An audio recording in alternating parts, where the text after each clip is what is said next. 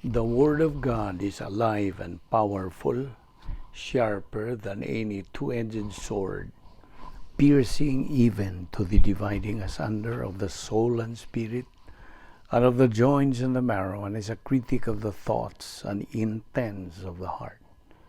All Scripture is God-breathed and is profitable for doctrine, for reproof, for correction, for instruction in righteousness, that the man of God might be mature, thoroughly equipped unto all good works. Study to show thyself approved unto God, a workman that needeth not to be ashamed, rightly dividing the word of truth.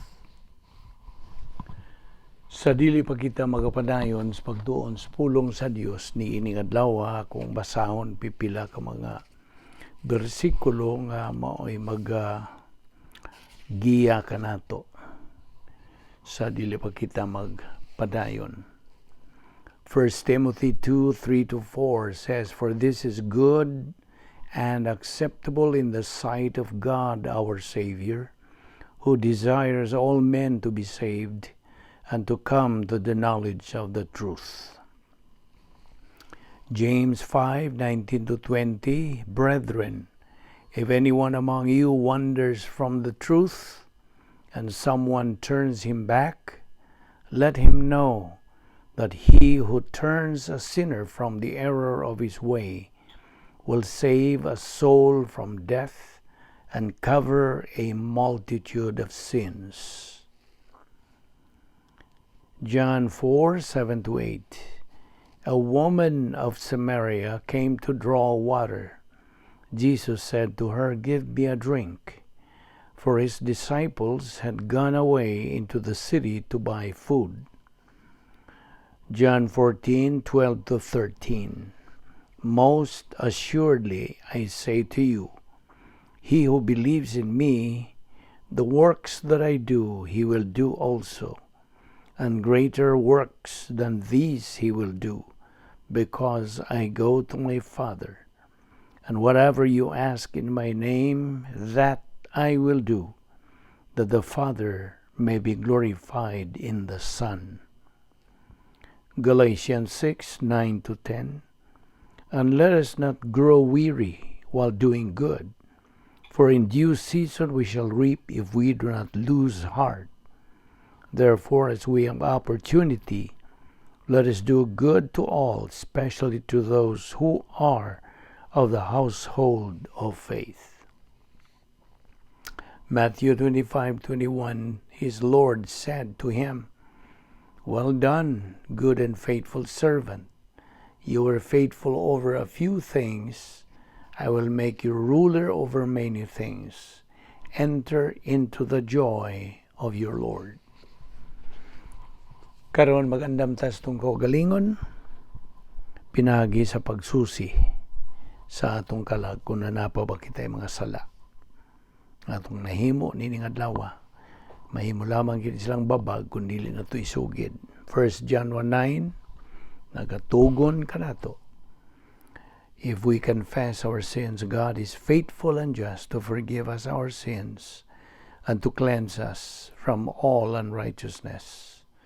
Alang kanimo higala nga wala pa'y kaluwasan, wala pa'y Kristo diha sa imong kinabuhi.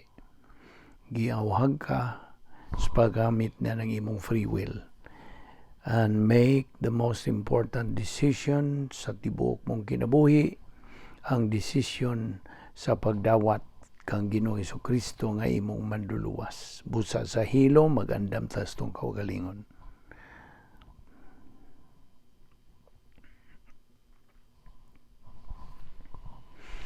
Balaan na mo nga Dios, nagapasalamat kami kanimo ni ining lahi gayon nga imo kaming idala dinhi sa makausap pa aron kami makapadayon sa among pagsibog sunahan sa among Kristohanong pagkinabuhi, pinagis pagtuon sa imong pulong. Salamat o Dios nga imo pa kaming ipabuhi ang tudni gayuna. Bani kami tultuli kami og pasabta kami sa dugang nimong kamaturan nining adlaw nga among pagatunan.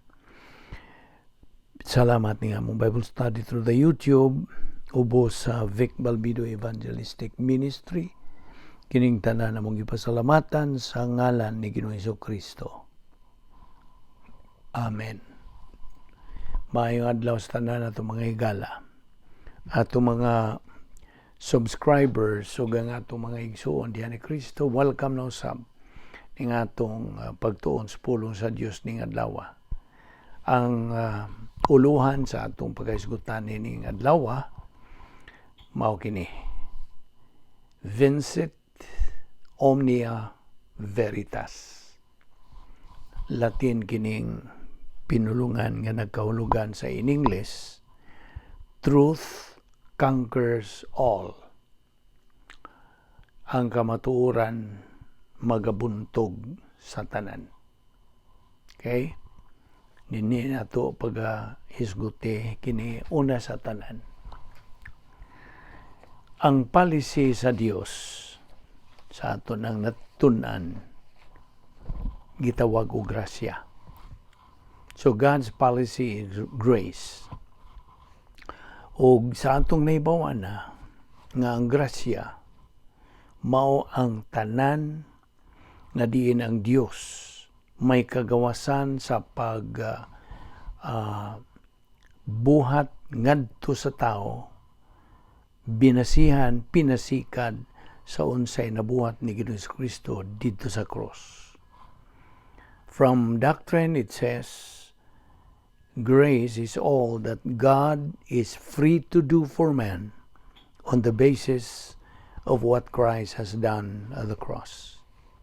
Now, aron sa pagsabot sa grasya, ang usa ka magtotoo nanginahanglan nga siya magatuon, magakat-on sa pulong sa Dios aron siya kanang appreciate God and His plan to the maximum. Kay kung wa kay pagtuon sa pulong sa Dios, mao man kini ang basihan nga ikaw appreciate, magahigugma sa Dios ug sa iyang plano sa atong kinabuhi. Now, tungod kay ang pagsabot ug ang paggamit sa pulong sa Dios is the thing nga magabukas kini the richest treasure in the universe. Ang pulong sa Dios, doktrina, ang laing pulong niini, doktrina sa Biblia, Bible doctrine, mao kini una-una sa Dios. And besides, it is the mind of Christ. 1 Corinthians 2:16. The Bible is designated nga mao ang pulong sa Dios, Hebreanon 4:12. Og it is the voice of the Holy Spirit. Tingog kini sa Espiritu Santo. Matod pa sa Hebreanon 3:7.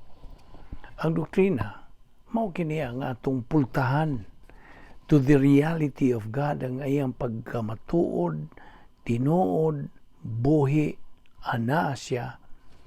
O without Bible doctrine sa atong kalag, wala kitay masayran, mahibawan, makatunan sa Dios o sa iyang labias kanindot nga plano.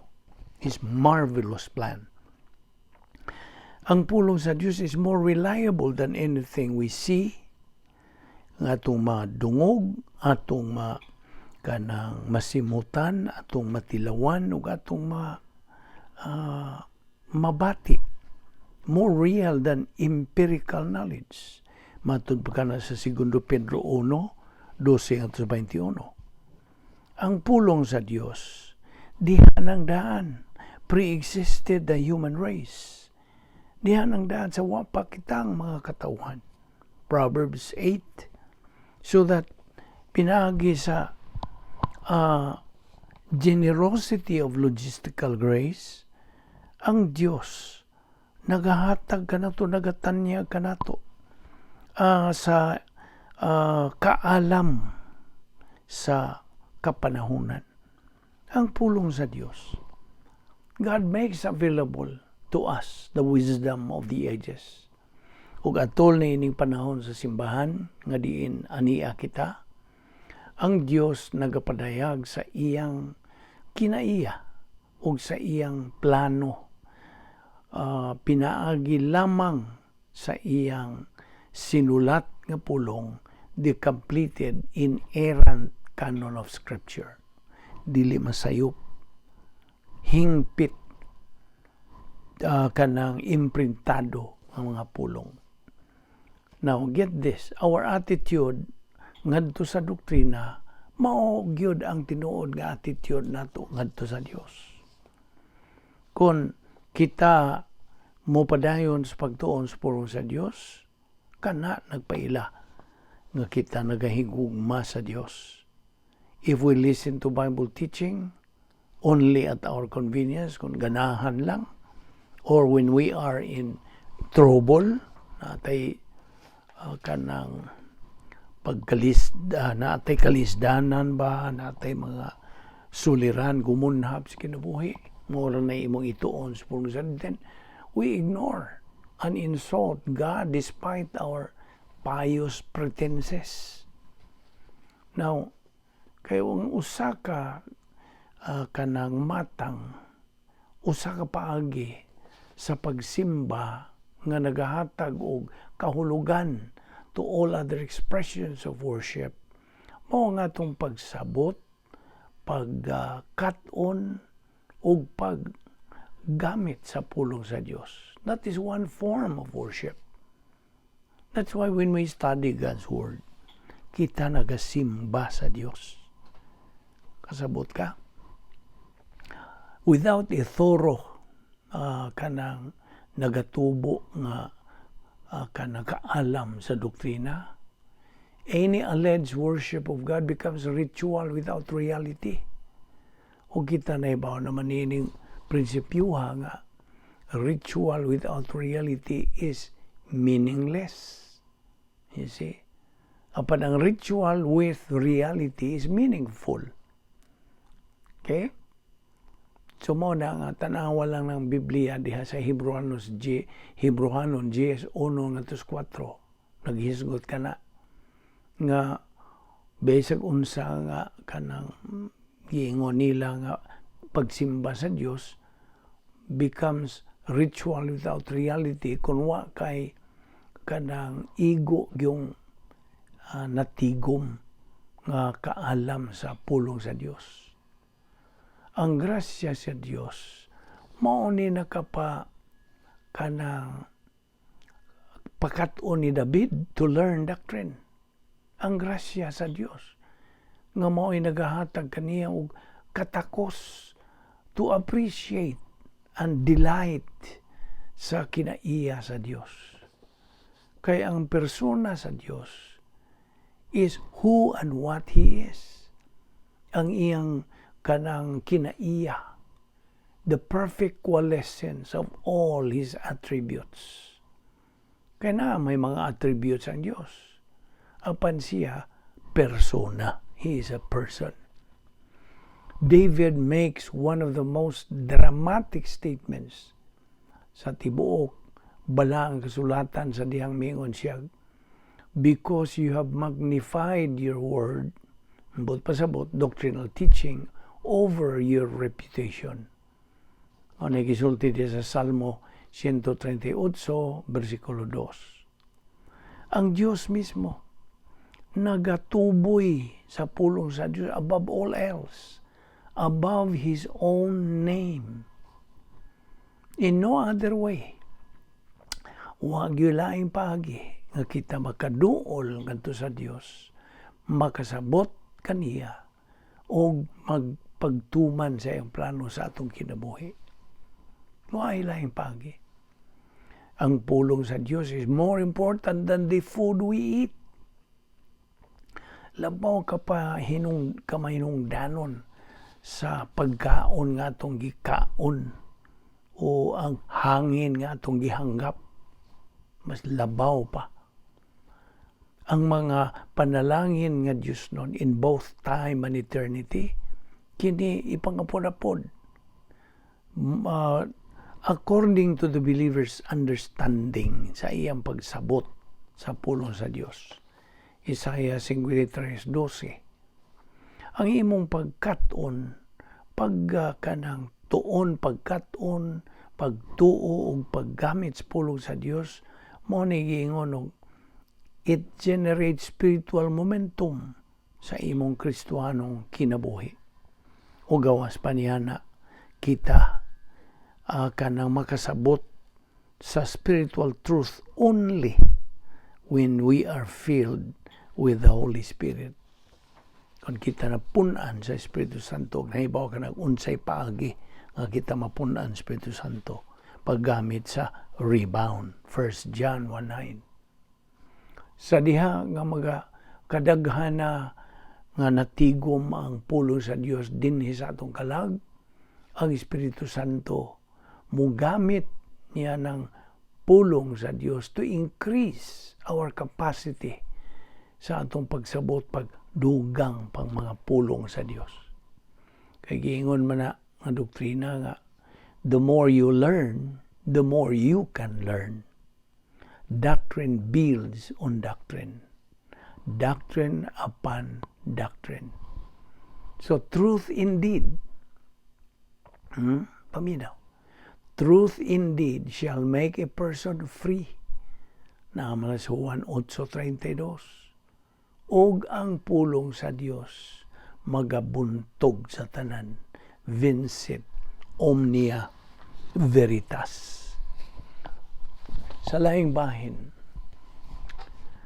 wa tingali tao ang musupak sa kamatuoran nga mubo ra ang kinabuhi sa tao. Magakinabuhi lang kita inadlaw-adlaw, one day at a time. Basta, muna-una lang tag bahin sa milabay nga panahon, pandili kita makakinabuhi sa milabay ng panahon, ni makakinabuhi sa ugmang mga adlaw. Basta? Now, sa laing pagkasulti, makakinabuhi lang kita, we can only live on a daily basis. We live one day at a time. Kaya abigod nimo, ang kinabuhi sa tao, igurang moagis panahon. Aniya kita karon, ugma, wala ta. We are here today, gone tomorrow. Tinuod gyud. Ang atong kinabuhi ingon niya na kahuyang. Daw nagbitay kini sa kagamayng lanot o nga mahimong putlon kini sa Dios sa kalit lamang. Sabta gina. Kaya ang tinuod, nagpuyo kita din hining guba o gubot ng kalibutan. Ang balang kasulatan diya sa taga Roma 8:22 nagkanayon niini. Nasayod kita nga hangtod karon ang tibuok kabuhatan nag-agulo tungod sa kasakit sama sa babae nga nagbati. Nakasabot ka? Anto? Oo, bisan pas modernong pagpanambal o teknolohiya, nagakamatay ang mga tao. Bisag unsang pangindaron, gumikan sa usa o uban pang mga hinungdan ini, labi na karon ang nagunag yung hinungdan ning pagkamatay sa mga tao, mao kining kagubdan sa tibuok kalibutan nga coronavirus. Daghana in tao mga kinabuhi na kalas. Now, sud sa gidugayon sa atong pagpanginabuhi, muhimo man gyud daghang mga desisyon, di ba? We make a lot of decisions. Og sa maong mga desisyon na ay mga maayo o makatabang kini sila sa pagpabintaha sa atong pangisip, pagbati o luwas ng kaayuhan. Apan, doon na sa ipipila ni mga desisyon na ang dili maayo. O makahatag na noon kini sila wa kinahanglan na nga pagkadaot sa pangisip, pagbati o luwas ng pagkabutang. Hinoon, bisan pa og i-aplikar nato ang tanan nga itong nabasa sa mga libro. Kung saan tas pag mentinaro may panglawas o sa pagkabot sa pangidaron nga tingali Gusto ka mo abot sa kagatos. Bisan pa niya na muatubang pagayod kita sa magkulbang kamatuoran. Ang kamatayon. Sakto? Busa, ang labing dako ug labing bililhong desisyon nga atong mahimo niining kinabuya mao ang usa ka desisyon na magaandam kanato alang sa dili ta kalikayang kasinatian sa ato ng pag-adto sa eternidad. Ug kanang desisyon na mao ang personal nga pagtuo kang Ginoong Hesukristo alang sa kaluwasan nga dayon. Now, mas may pagmamatay ko sa bata-bata pangidaron nga nakahimos maong desisyon kaysa magkinabuhi taas nga kinabuhi nga moabot sa edad nga 123 baka ug niya mamatay nga way Kristo wa kanay paglaom ug way kinabuhing dayon. Abi nimo ang kinagrabihang matang sa pagkamatay dili ang pagkamatay usa ka makalilisa nga kamatayon nga sa manining coronavirus, mamatay kag aksidente o pagbuno o pagkamatay o cancer, dili na mo'y kanang makalilisa nga kamatayon, kundi ang pagkamatay nga usa ka dili magtotoo. To die as an unbeliever. Nga namang nakaingon man kita nga ang kinagabihang matang sa pagkamatay, maong pagkamatay nga dili magtotoo. Naibaw ka ba nga no? Paminaw pag-ayo nini. Ang pagkamatay, ingon nga usa ka di magtotoo.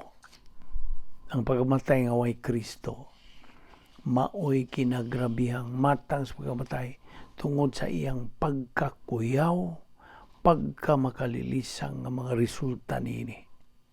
Kung sa man kini mga resulta, ibaw ka, ani ang pipila ka mo sunod ng mga negatibong resulta.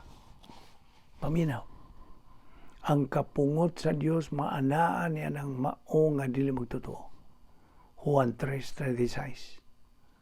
Unsa may gisulti dining bersikulo ha. He who has the Son, si Ginoong Hesukristo, has life. He who does not have the Son does not have life, eternal life na. But the wrath of God abideth on him. Nga. Mao ka na gisulti diya. He who has the Son has life. He who does not have the Son does not have life, but the wrath of God abides on him. Ang wrath of God, di na may kapungot. Sa manang pagkapungot, kana maunay buot sa linaw sa kalayo nga gitawag sa kadaghanan og impyerno. Na mauna. Maunay naguna kining negatibo nga resulta. Ikaduha, hinukman kini siya sa dayon.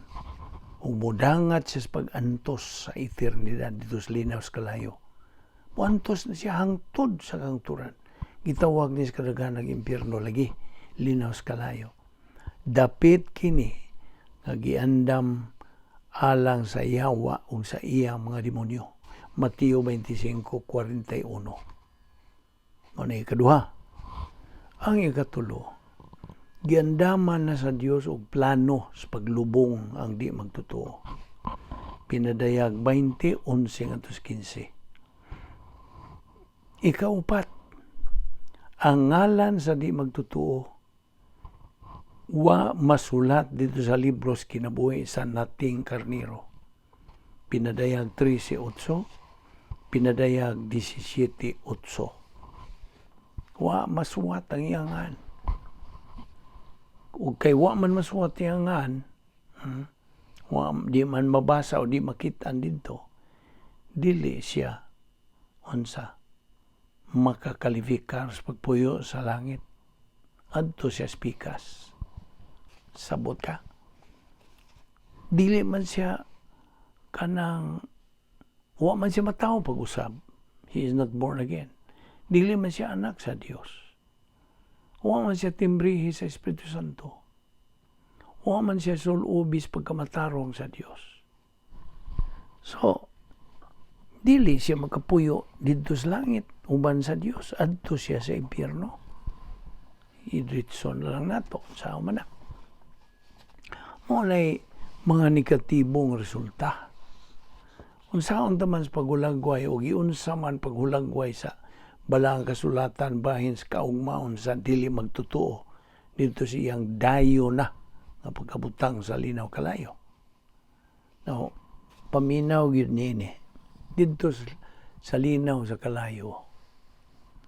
Ang di magtotoo mahiyagom sa pagsinati sa dayon niining musunod. Eternal na niya. Ana number 1 niini hingpit nga pagmahay hangtod sa kangturan. Unsa pa? Hingpit nga pagkagutom o pagkauhaw hangtod sa kangturan. Unsa pa? Hingpit nga kamingaw hangtod sa kangturan. Hingpit nga kasakit hangtod sa kangturan. Hingpit nga kangit-ngit hangtod sa kangturan. Hingpit nga pagkaalaot ug pag-agulo ug pagkagot ug mga pagkagot sa mga ngipon, pagmahay hangtod sa kangturan. Nya, ang imong kalagot. Hingpit nga pagkaway kalipay. Hingpit nga pagkaguol hangtod sa kangturan. Hingpit nga pagantos hangtod sa kangturan. Way katog ug wanay pahuway hangtod sa kangturan.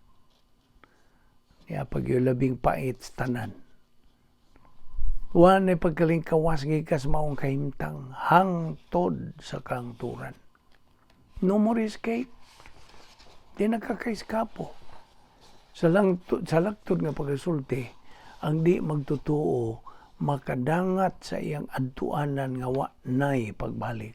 Sa in English pa, point of no return. Nawa nga itong Ginoong Jesucristo, nagkanayon, bahay ni Judas Iscariote. Kinsa man to siya. Usas mga kanang tinud-an ni Ginoong Jesucristo. Apan dili magtotoo. Unsa may gisulti ni Jesucristo bahin niya. Bahing Judas Iscariote. May palang untagwa na lang kinintawhan na matao. It would have been better for this man never to have been born. Mateo 26:24. Now, hinugtok kay ragod kining pulong sa Dios. Diya sa Mateo 7:13-14. Unsa gisulti nini? Bersikulo. Duha ka bersikulo. Sa inyong pagpangita sa dalan sa kinabuhi, sulod kamo sa sigpit nga gangaan. Kay ang lapad nga gangaan ug ang sayon nga dalan paingon man sa kalaglagan. Mao kini ang gisubay sa kadaghanan. Apan masigpit ang gangaan ug malisod ang dalan paingon sa kinabuhing dayon ug diutay ra ang nakakaplag niini. Kasabot ba kadto? Mateo 7:13-14. Di man ina. Naumatod pa ni Ginoong Jesucristo diya sa Juan 14:6, popular nga bersikulo. Ako mao ang dalan, ang kamatuuran, ug ang kinabuhi. Walay makaadto sa amahan kundili muagi kanako. Makaako ka bas pagsipyat sa hingpit nga paagi sa Dios aron ka lang makalikay niadtong tanang makuyaw makalilisa nga kaugmaon dito sa linos kalayo. Hinumdumi ba ya? Ang paagi sa Dios hingpit. Way kuwang. Dili bakak. Okay? Ang iyang paagi yano lang apan husay. Hingpit nga pagkahanay sanglit ang Dios. Dios man siya sa pagkahanay ug Dios sa kamatuoran. Kini nagpasabot Unsa gani ang iyang isulti, maogyo'y buot niyang ipasabot. Unsa usabang buot niyang ipasabot, maogyod kana ang iyang isulti. Ug ang Dios nagasulti uban sa mga pulong nga tumuo ka kang Ginoong Hesukristo ug ikaw maluwas. Mga buhat 16:31. Ug sa diha nga mosanong ka sa maong pagdapit uban sa imong pag-ingon og mutuo ako kang Hesukristo. Nan ang Dios diha mo kansilar sa imong pag-adto sa linaw sa kalayo ug kana mao'y pagluwas kanimo ug mao kanay gitawag ta og grasya. Unsay palisi sa Dios? Grasya. Ang Roma 8:1 nagaingon usab, tungod niini karon dili na hukman sa silot ang nahiusa kang Kristo Jesus. Hinuon ang pagtuo nga si Kristo namatay dito sa krus kana unsa kasaysayan lang, history. Apan ang pagtuo nga si Kristo namatay dito sa krus alang kanimo, kana mao ang kaluwasan. That is salvation. Yan itong gayon nga nadungog nimo ang pulong sa Dios, ang iyang maayong balita sa kaluwasan. Tumuo ka kang Kristo, ikaw maluwas. Unya ikaw mohimog desisyon. Ikaw diha puniton ka sa Espiritu Santo as if og ibutang ka ngadto sa imong paghiusa kang Ginoong Hesukristo hangtod. Wan ay pagkatangtang ka na. Dayo na ka na. Once saved, always saved. Dili mangindyan ang Diyos. Hingpit siya. He is perfect. Whatever He says is true. Mao na nga, ang imong pagtuo mo iyang kanang giagad. Giagad lang ka unsa mo tuo ka ba na o dili. It is your choice. Now, ano yung positibong mga resulta sa higayon nga ang tao mo tuo kang Hesukristo? Okay? Ang Diyos nga mahan, sa ako nangiringon, mo punit sa maong tao, ug mubutang kaniya sa pagkadugtong, paghiusa kang Kristo sa dayon, pinagi sa pagbautismo niya, bautismohan siya sa Espiritu Santo. Mao kana ang gihulagway sa balang kasulatan diya sa Juan Kapitulo 3 og pagkatao pag-usab, to be born again. Pangutana, unsaon man sa pagkahimong sakop sa panimalay sa katao sa tinawhanon nga pagkasulti, tubag pinagi sa pagkahimugso niya, di ba? Now sa susama usab nga kahimtang, unsaon man sa pagkahimong sakop sa panimalay sa Dios sa usa ka tawo sa espirituhanong pagkasulti, tubag pinagi usab sa pagkahimugso niya, sakto? Diha gayud sa pagkatao nga espiritual kanang tawhana kinsa anak na sa Dios, makalifikado na siyang makakinabuhi uban sa Dios hangtod sa kangturan. Ang Espiritu Santo mupuyo sa lawas sa maong bag-o nga anak sa Dios, a newly born again person, a new child of God. Ang iyangan nasulat na sa libro sa kinabuhi sa nating karniro. Dili ug di na gyud kini mapapas. Mabasa ta ang bahin niini diha sa Pinadayag 21:27, Pinadayag 3:5 ug Filipos 4:3. Unsa pa, hatagan siya sa kinabuhing way katapusan, eternal life. Juan 3:16, Juan 3:36. Nianang higayon sa kaluwasan, kanang mao nga magtutuo naman siya, nahimo ng espirituhanong milyonaryo. Spiritual millionaire.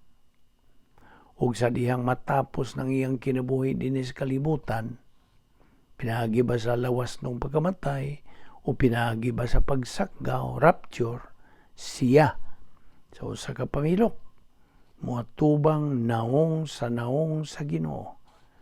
Adto na siya sa usa ka dapit, diin wa na dito'y kagulanan, wa na'y kasakit, wa na'y paghilak, wa na'y luha, wa na'y kamatayon.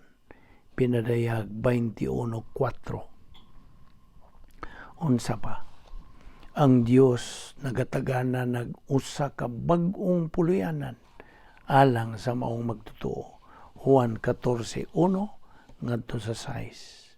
Manag-iya siya usa ka lawas nga taghuwat, ingon man lawas nga binanhaw. Job 19:25-26. Unsa pa? Dili na siya moagi og paghukom. Roma 8:1. Ang usa ka magtotoo aduna gyoy labing dakong bintaha didto sa langit. Okay? Busa samtang dili pa ulahi ang tanan, higala, tumuo ka kang Ginoong Hesukristo ug ikaw maluwas. Mao ka ng mga punto nga atong gidala kanimo, bahin ining atong gitun-an karon nga truth conquers all. Ikaw nahimo na nga kanang conqueror ni kao. Kay mao man kanay buti pasabot sa Grigong pulong nga ni kao. You are an overcomer, conqueror, winner. Mao ka na ang buot sa Dios. Kanatong mga magtotoo na ikaw nasud na siyang plano sa dihang ikaw mihimo niya itong labing mahinungdanong desisyon nga imong gihimo sa tibok mong kinabuhi.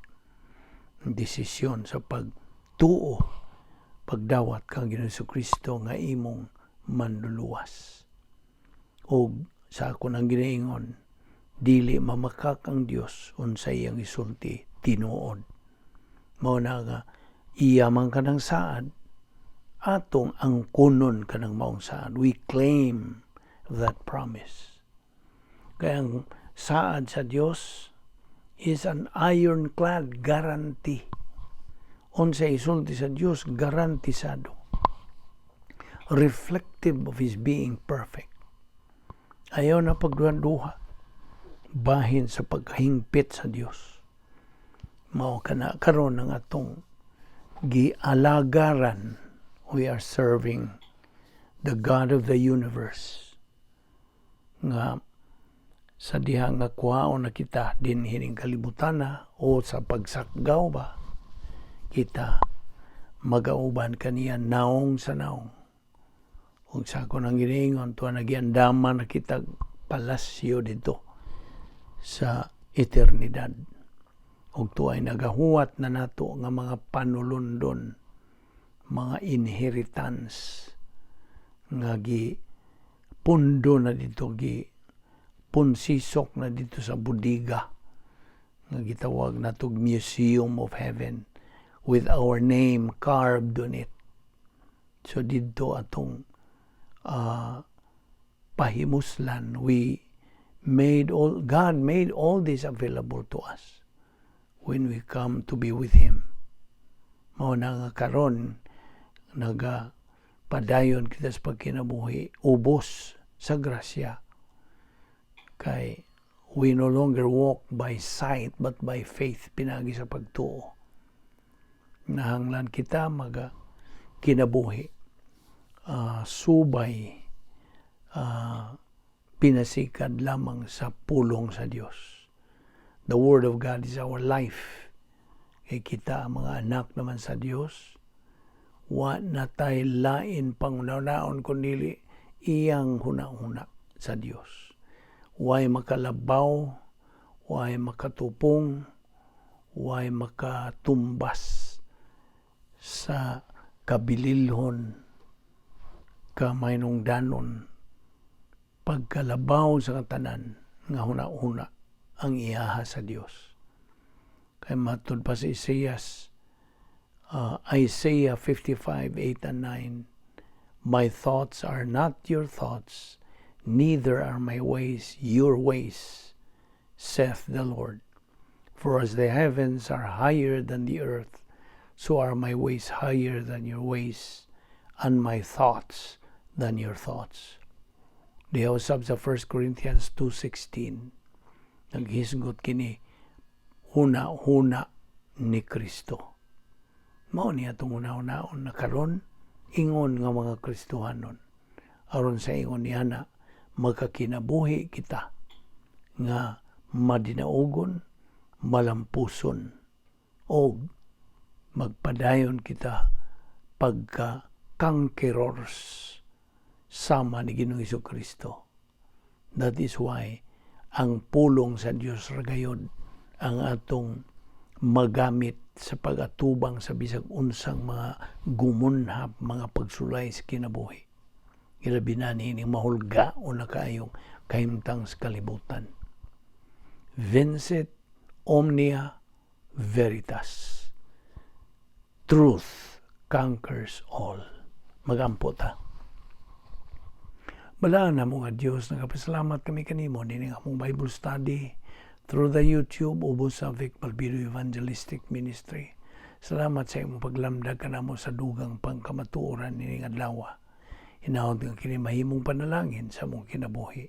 Dada kami pagbalik ugma dinhi aron kami makapadayon sa among spiritual momentum o makakabot kami sa among tumong nga mao ang espirituanong pagkahamtong, ang katakos sa pagkinabuhi, pagdawat sa panalangin o sa paghigugma kanimo. Kining tanan among ipasalamatan sa ngalan ni Ginoong Jesucristo. Amen.